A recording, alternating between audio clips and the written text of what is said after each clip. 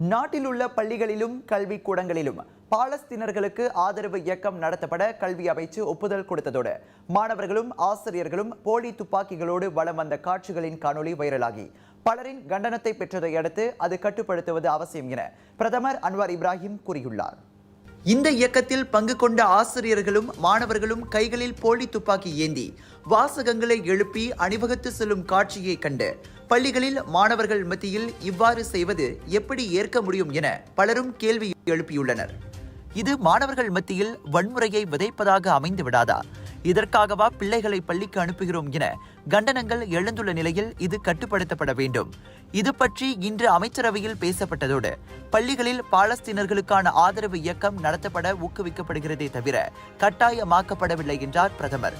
இது பெரிய பிரச்சனையாக உருவெடுக்காமல் இருக்க கட்டுப்படுத்துவது அவசியம் என்றும் அவர் கூறியுள்ளார்.